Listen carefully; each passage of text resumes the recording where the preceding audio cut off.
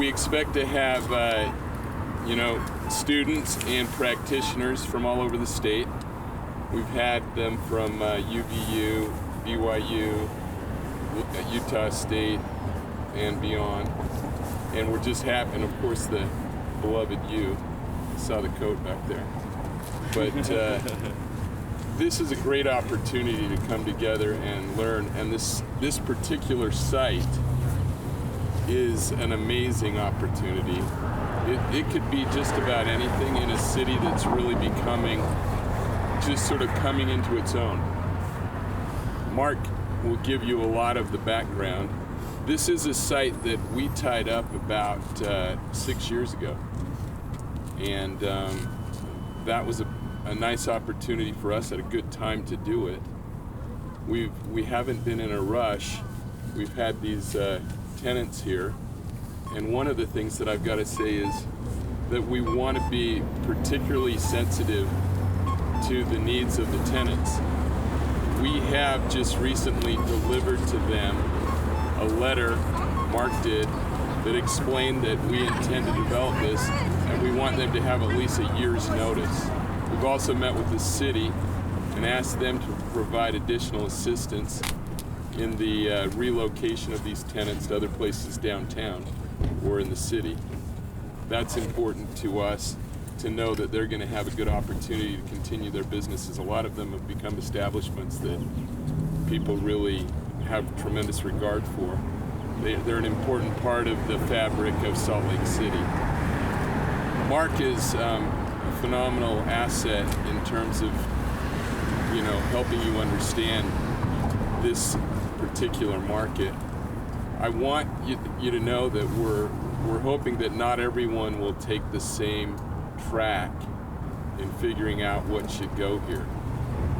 Obviously, we have one site, but you got to ask yourself, do you expand from that site? Is there other opportunity beyond the site to make it more economic?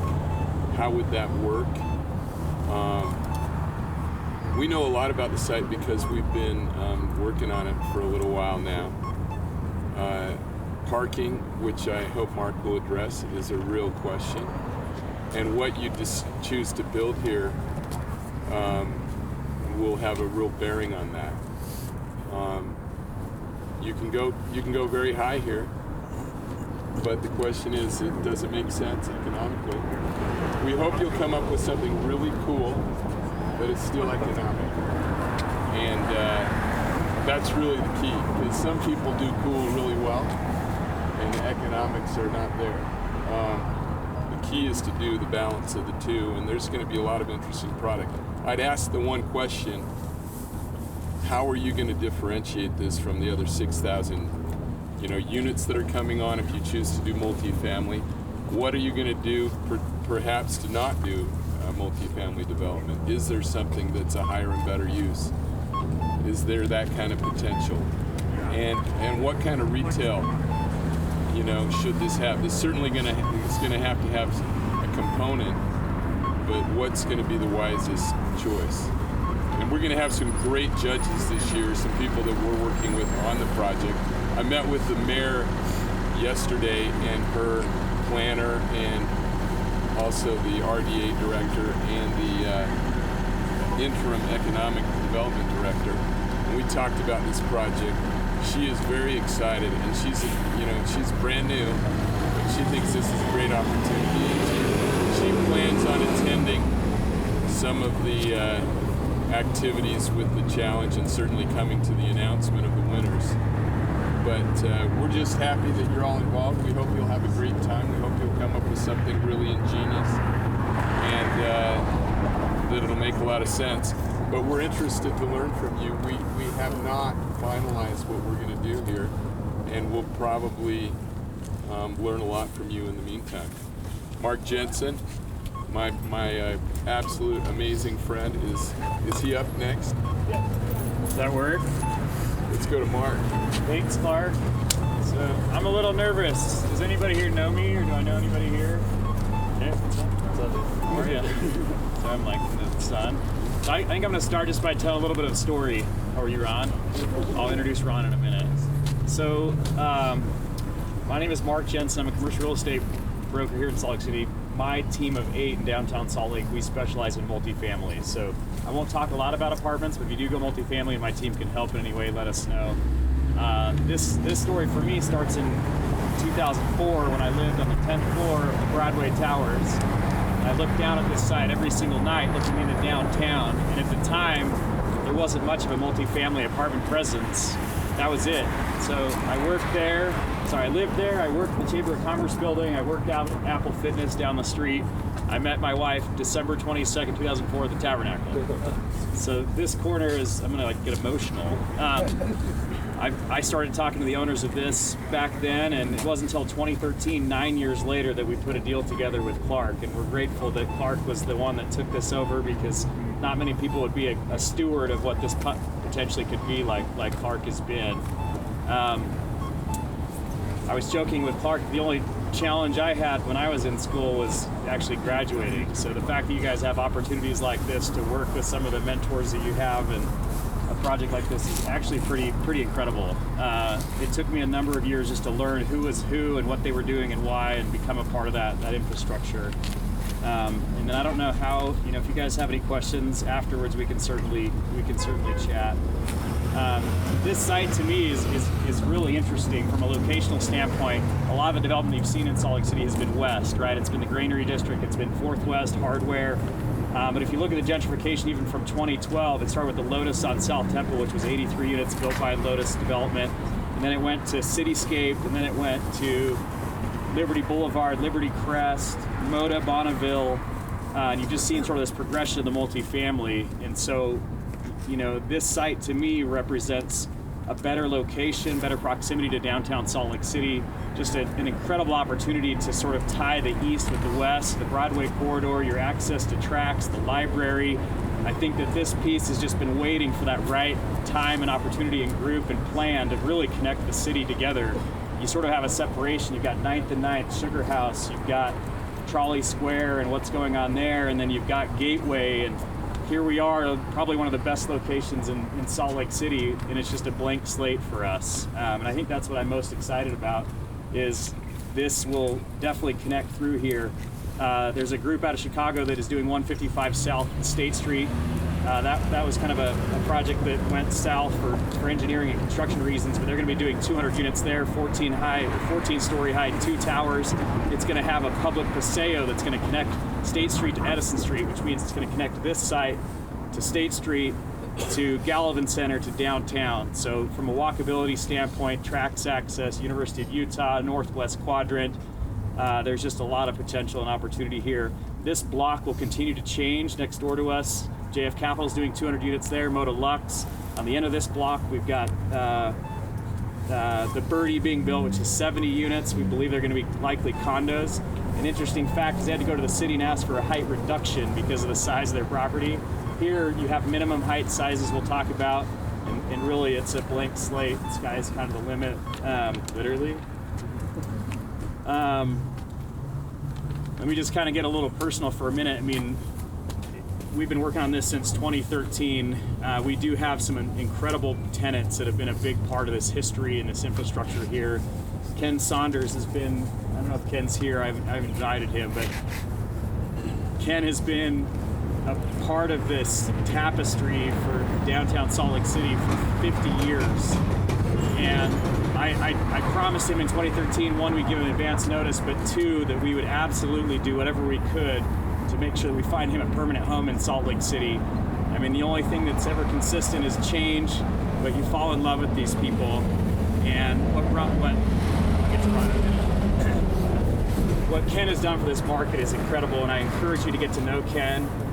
If you guys have any other ideas for where we can put him in the city, or possibly incorporate him in the future development of whatever you guys decide, Ken is an incredible person, and no one is here to develop and displace people. I think a lot of the developments that have occurred in the market, they've lacked that connectivity to the market. They've been built from a financial standpoint versus a design and almost legacy. I joke with office developers because they're always bragging about how they build spec. And it's like, there's never been an apartment building that wasn't built spec, right? So you don't really know what you're building until you have people in it, but you can definitely start designing more from a design standpoint than the financial side of it.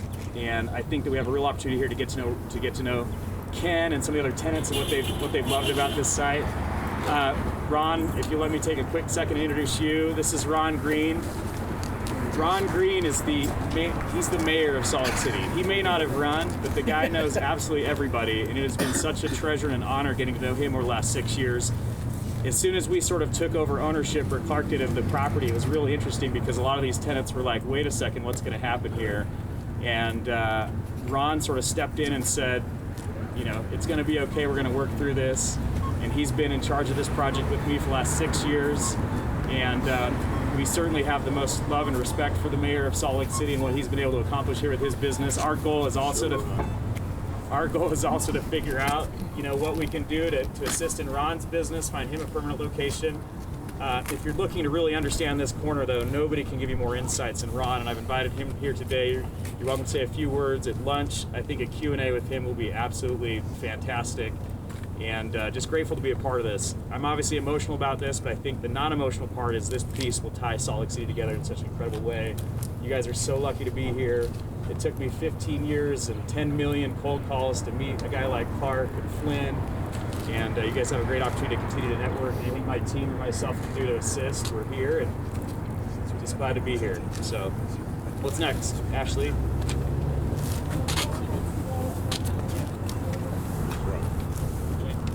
Ron, do you want to say a few words? Ron, why don't we have you come up and speak now, because we got everyone's attention. And then after Ron speaks, we can open it up to some questions. I don't know really what I'd say. Look at the corner. It's been here since the turn of the century. Obviously, progress is going to take over, so I didn't really fight it. Things are going to get built. That's the way cities are built. One goes down, one goes up. Yes, I'd love to preserve this building because I work at it, and it's affordable. They have a project they're going to do, and that's part of growth. I will find another place to go to. That's not a problem. But for you guys are the ones that are going to design this city. You're the young, the youth. I'm older. My days are, it's not in the past, but I've done my job. Now it's your job. What do you want your city to look like? You want it to look like this, to have character? Do you want it to look like that, brand new? What do you guys want your city to be? So that's the only thing I would say to you guys is, when you're planning, don't think how big, how better. Think about what do you want it to look like? What do you want your kids to look and say, you know, my dad designed that. And he's part of the city and he created that. Be proud of whatever it is you guys design, but think about what you want, not what anybody else wants. What do you guys want? What do you want your kids to have? That's about all you have to say. Questions, I'm more than welcome. I think he puts it well, you know. We're excited not to see something that we've already figured out, but we'd love to see something better. We'd love to see something that you figure out that may be part of the future of not only this particular site, but the entire downtown. What you do could have an impact, could have an influence on what other people do. Imitation is the highest form of flattery, and if it gets figured out right, I mean, we don't want to do the same thing that everyone else is doing down here. We want to do something creative, something unique. We're going to be looking for that. And like Mark said, this is not necessarily a multi-family site. This could be a retail and institutional site, a retail and commercial site in terms of office. It could be a lot of different things. And I'm going to encourage the judges when we meet with them to not just look at one use, but to really look at multiple uses that could potentially have the best impact. So, Flynn? Let's have Lee speak right now. Good. Lee? Yes. Come on forward. Lee is the owner of the site next door. So I'm going to walk the group next door so you can actually see what we're talking about as I kind of describe this. So it's the parking lot just down the halfway block here. So if we just all go that way. Sounds good. Okay, hopefully everyone can hear me. My name is Lee Fairborn. I'm the real estate program manager for the state of Utah. The direct agency I work with is a Division of Facilities, Construction, and Management. And our task, we're in charge, or at least my real estate group, is in charge of about 80% of all state-owned property within the state of Utah. And we also do the leasing portfolio for the state of Utah as well.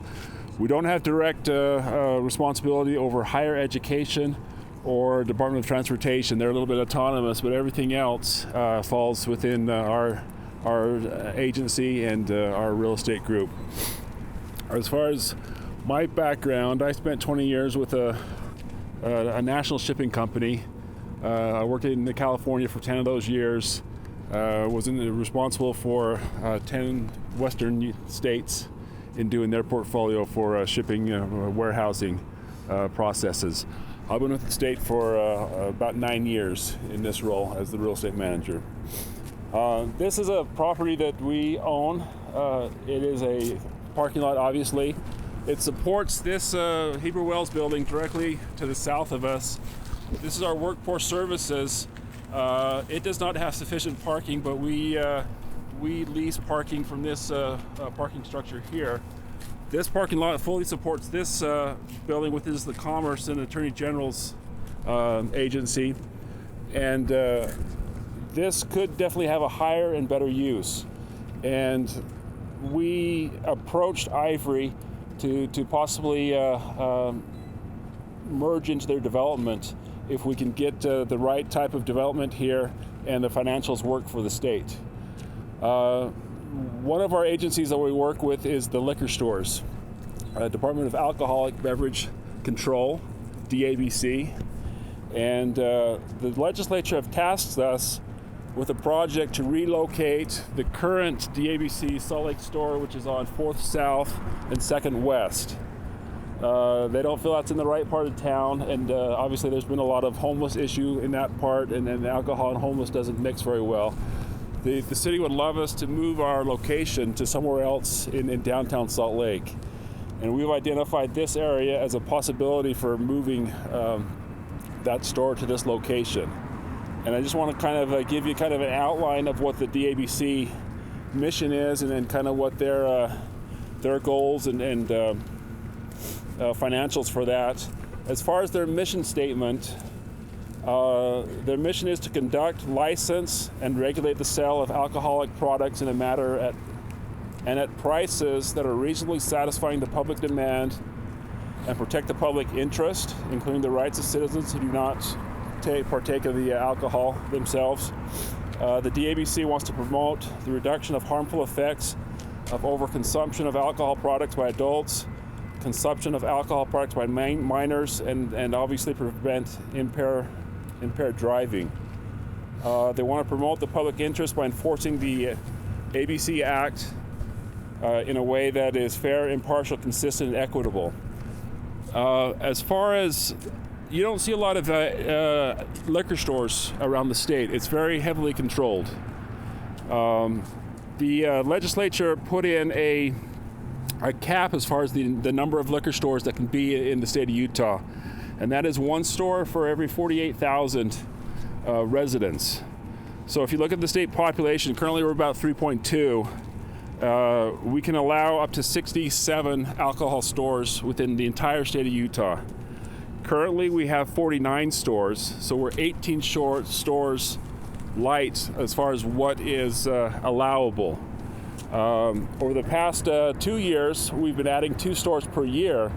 So even at that rate, it's going to be 10 years before we're at the amount of allowable stores.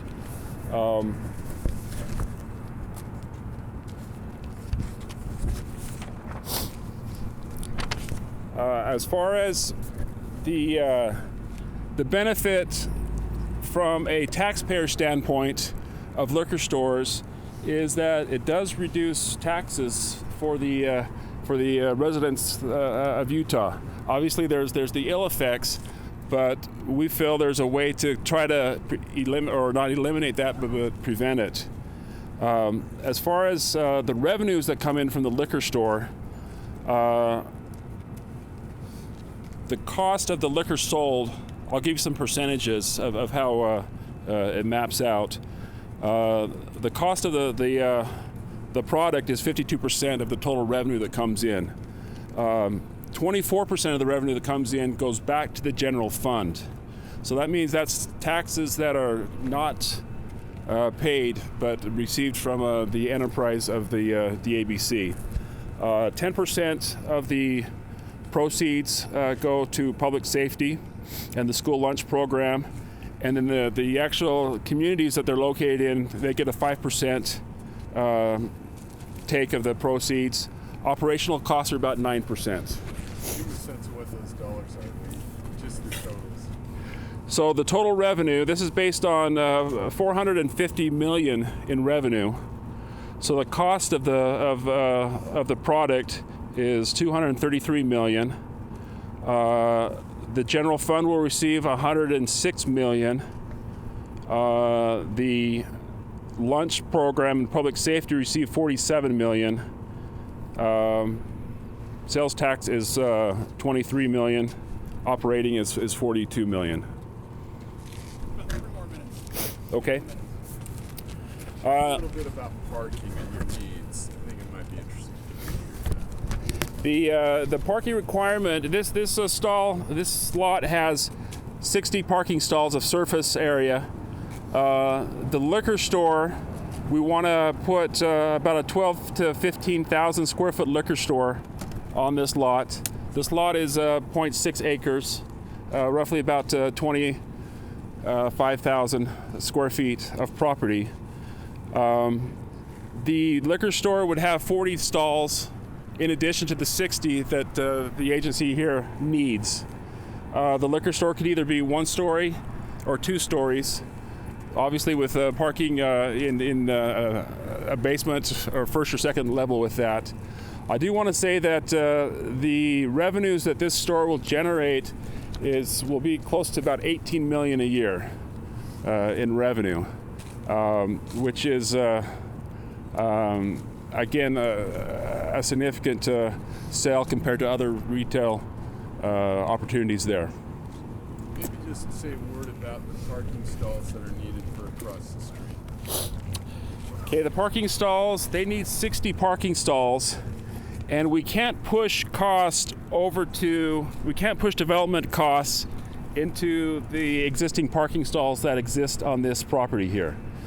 The 40 stalls that will be needed for the alcohol beverage store will be independent of those. There could be some cross utilization of those parking stalls. Obviously, this is going to be an 8 to 5 operation, where the liquor store sells. Your biggest patronage of those liquor stores is going to be, from about 4 to 10 p.m.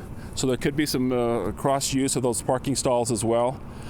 We would entertain a lease of this entire property to the Ivory development, and then we would actually have them build the liquor store, and then they would lease back the liquor store from them.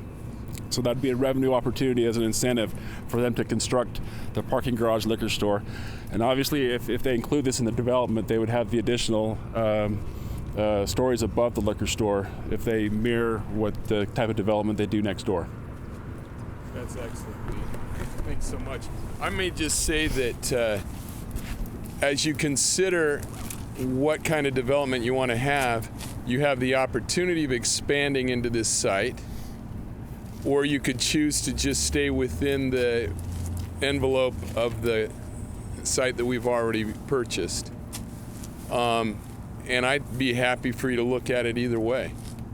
We're looking at it both ways and trying to figure out how it all works, and parking and so forth. What kind of uses could you have that would have the most minimal parking? What kind of institutional partnerships could you have that would require less parking? How does the parking all work? There's been a lot of new innovations in parking. Mark just drove me by a project up the street that's using City Lift. Does that make sense? These are just some of the things. Flynn, should we just go to a few questions right now? Yeah, and I wanted to say, we're recording this whole thing, so it's going to all be on video. We'll post it all to the site once Mark edits it a little bit. And so if you feel like there's some things you haven't been able to write down, just relax and know that you're going to be able to watch the entire video of this site tour as soon as we get it uploaded, probably within a couple days. Where is MJ? We need him front and center. Come up here, MJ. Yeah, let's open it up for a few questions. Anybody, do you want to ask any question to Clark or Mark or Lee? Feel free to. Come up here, Ashley, Steven, Skylar. Phil has a question. Yes. Does the city have a particular code on commercial office parking ratios and retail parking ratios? Yes, they do. Do we have any? Do you have any idea what those are? What Yes, the we. CM prefers. You know, we've told you what they're looking for already. Okay. So that's part of the work.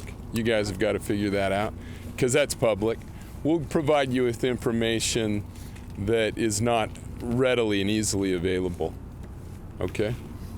Yes. We're going to have access to like a title report or anything else related to the site that might be useful. Sure. So, a question about are there any type of limitation when it comes to mixed use? Perhaps like underground construction or heights at this point? That's certainly one of the questions you'll have to consider is the economics of going subterranean. We've been looking at it ourselves, and a lot of projects downtown have looked at it. Sometimes it makes sense to go quite deep. Sometimes it makes sense to just go, under 1 or 2 levels. You guys will have to consider that. It's something that isn't clear and obvious really to us. Yes. For Mark? Yeah. What's the timeline on that project that the Chicago group's doing? The last article that I read was like June of last year. So I know that it's in motion. They've already started demo, but I'd imagine within the next year, you'll probably see the ground floors poured. I don't know if you tracked that or know about it, but it was an unfortunate event where it was under-engineered for what they were doing, and they literally had to take it down. It was kind of an unfortunate deal. The interesting thing about that side is the city, when the RDA bought it and then sold it, they had committed to replacing 150 affordable units. So a big component of that 200 will be affordable. That is a real question if you choose to do any sort of housing as part of your mixed use, and certainly it is going to be some form of mixed use. What portion would be affordable? Is it possible? What does that mean to your financing? Or, something that not a lot of people are doing is considering condo. There is some of that going on downtown, but probably only 10% of what's being built has been condo. Other questions? Right here. Since you were talking about financing and stuff, this being kind of like some type of a government team, are there any type of subsidies coming from the government, especially with the alcohol industry, like towards this project? Any type of subsidies or incentives for the finances of the construction? The connection with the liquor store would not provide any additional incentives. If there were incentives, there are always some possibilities for incentives with some kind of affordable housing, whether you get some additional help through federal, loans, or whether you're looking at even contributions from the Olene Walker Housing Trust Fund. I mean, those things you need to consider. But is that the best way to approach this project? You'll have to decide. Yes. Pertaining to the state liquor store, do we know the cost of the ground lease versus the expected cost that the state liquor store would be paying for the lease? I think that's something that you would have to determine. It's something that we're working on right now. It has not yet been determined. And so part of that would be done through appraisal and through comparables. So, you'll have to look at that and sort of propose under what circumstances you'd be able to do that. Clark, I'd like to give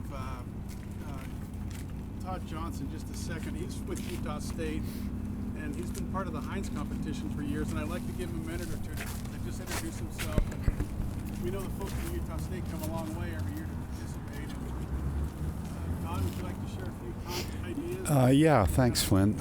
Well, I hear such great things about the aspirations for this corner and the site, and it reminds me of the opportunities that I was given by the Heinz competition, and originally when Gerald Heinz endowed Harvard University and created the sort of relationship between the MBA program at Harvard and design program, and then created the Heinz competition. It was all about the integration of business and design. And through 40 subsequent years of career, I just found that how could designers possibly be at the table asking for certain things, that were value adds and part of the creative process without being beholden to a budget and responsible to time value of money and some of these concepts that are today just essential for designers and business people to come together. And so our practice was always about understanding the economics together with what the value add potential was, and in that was the magic of getting to better solutions. So Flynn has invited me to participate in this. We connected with the Heinz competition to look at some of the parameters for the competition, single site, women's involvement, and an equal match of design and business on the judging side.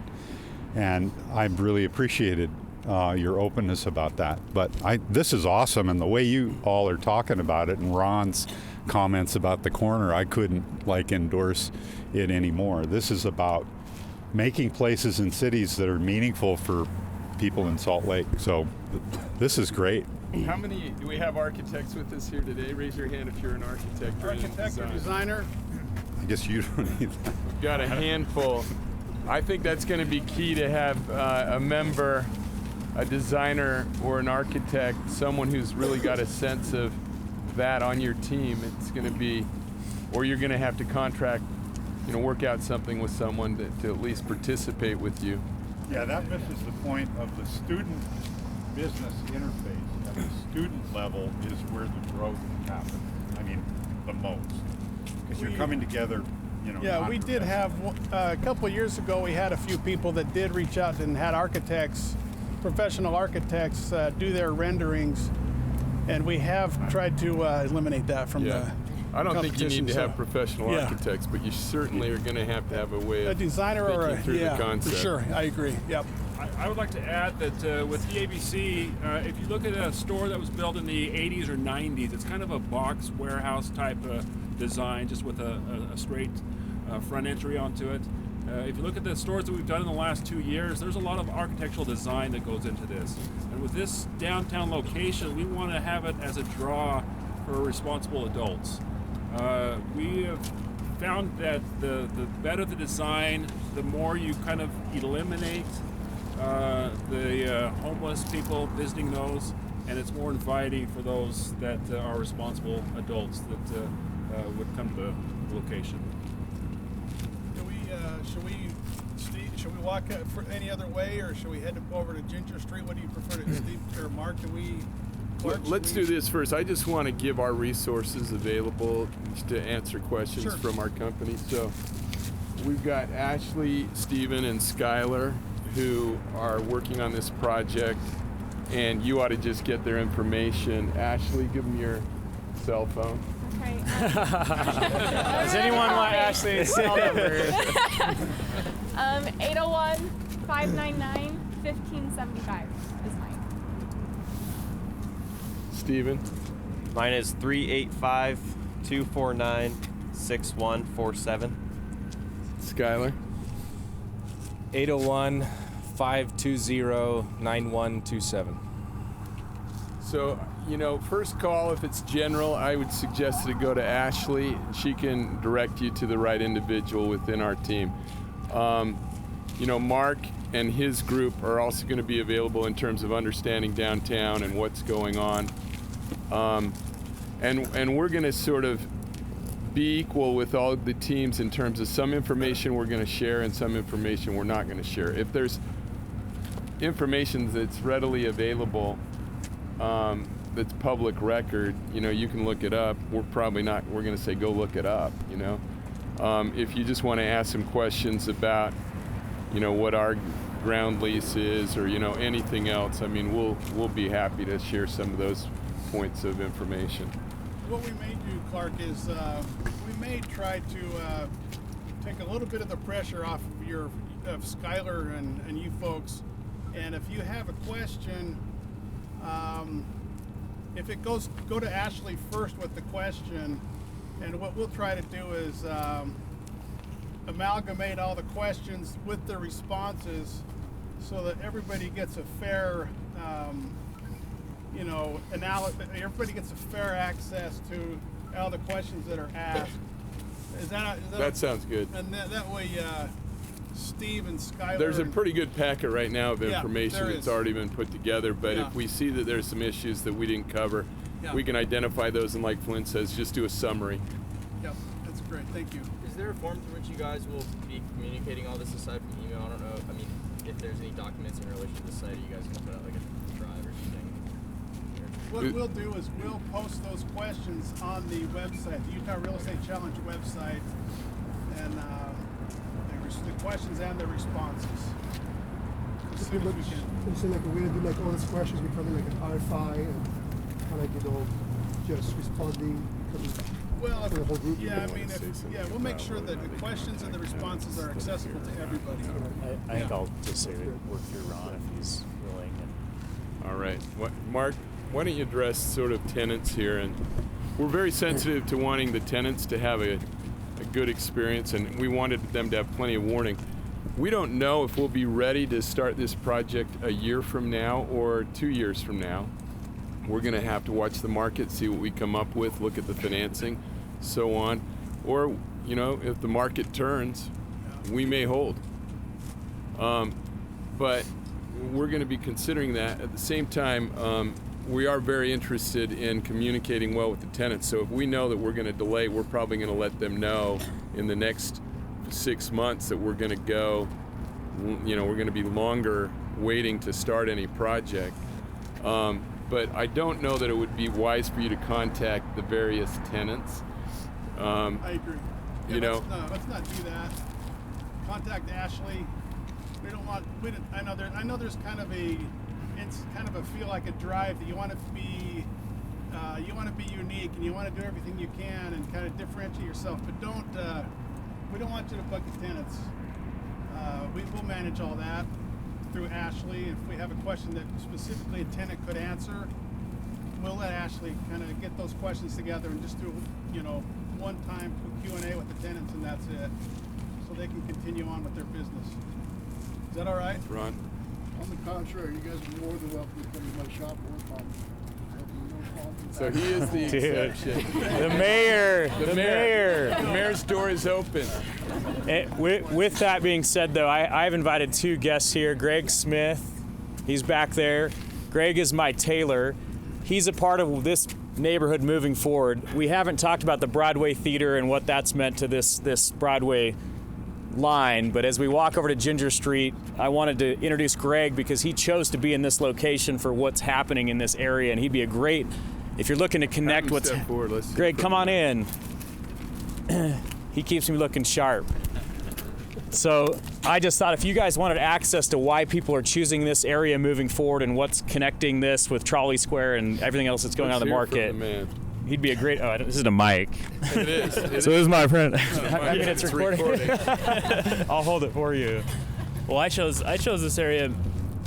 I fought for a long time about opening a shop downtown because it's terrifying, but we chose this area because of the growth, and downtown's going to be amazing as we grow over the next few years, and we've already seen significant growth in our business with just opening a small little one-entry shop over there in the Brighton Bank building, and it's only going to get better. This area is just growing, and Mark's actually taught me a lot about the millennial growth in the area and the townhomes and condos that are being built. The business is only going to grow as you guys start making money and as your peers start making money. So. Well put. But if you guys have questions and you want to tie your development into what's going on, Greg would be a great resource. I also want to introduce Michael McHenry. I feel like this should be a mic and we should have an applause. I better get up there now. I'm very honored and lucky to have Michael with us today. Michael is the owner, creator, founder of Ginger Street. That's where we're gonna walk over and have lunch. This city needs creators, and nobody's on the forefront of where this city is going better than Michael McHenry. Over a decade with Costa Vida, Even Stevens, now entering his own concepts. I'm surprised that he's even awake right now because they just had a grand opening the last 2 days at a new concept you can talk about in Provo. But if you want to dial up what you're going to do on this corner and your vision for this, you have to connect with Michael, and his food's off the charts. Thoughts? Well, I don't know that I have much more to share at this point. My voice is a little raspy. We had a huge opening last night. Congratulations. Thank you so much. It's always a heavy lift. Very excited for the team and what we're creating there in Provo and in a really unique spot, but more so just talking about the heart of this city. Ron and the Sanders and others have been here. I think it's timeless on Broadway. It's very much what's kind of pulled on our heartstrings over the years. And I can tell you that I've driven down Broadway for several years wanting a project because I feel like this is the heartbeat of the city itself. Why? Because there's a bit of a resurgence taking place, and there's a much greater understanding of the overall sociology of what's happening on our sidewalks. There was a time in real estate, and that's not my expertise, but I can tell you that creating experiences and getting directly involved in what community means and connecting us all through food is what I do. And there's something to be said about really understanding who's in your neighborhood and why, and how long they're planning to be around. And there's few things that I feel like, from unique destination retail to restaurants to like bars with the right intention, can really help and shape and further culture within community. And it takes the gentleman here to help create those opportunities to be intentional with what they do with the real estate in our communities and neighborhoods. So our voice really makes a difference. Our contributions really make a difference. And those of you that are putting kind of the visual storytelling to place, the more that you can get to know the people within the community without disrupting day-to-day business or knocking on tenants' doors that may not understand what's happening, but to get to really understand why these business owners are here and get to know who's taking place in the neighborhood. And restaurants are an incredible place to do that. Talk to servers, talk to bartenders, talk to chefs, talk to restaurateurs, and really understand that. And so just grateful for the opportunity, Mark. Dang. Like I said, my voice is crazy, but so excited to host you at Ginger Street, as this has been such a vision of ours over the last couple of years. We knew we were bringing something kind of new and progressive to the neighborhood and to the community. And so we're just here earning it with a team that was excited to host each of you this morning as well. So Clark, we've not formally met, but thank you so much. And those of you, and Flynn, I've yet to shake your hand, but thank you so much. And let's go crush some dumplings together and chat about neighborhood, huh? It's exciting. Well, we'll have more opportunity to answer questions over at the restaurant. And thanks so much for everyone that's participated. We're excited for those of you that are on the teams, but we also appreciate everyone here. I think the thing that makes this whole college experience unique is the interaction with the practitioners, with the professionals, with those guys that are doing lots of other things, and it's good for us as well as it's good for you. So it's a great combination. Let's go to Ginger Street. Let's do it. All right. Ginger Street's just right now.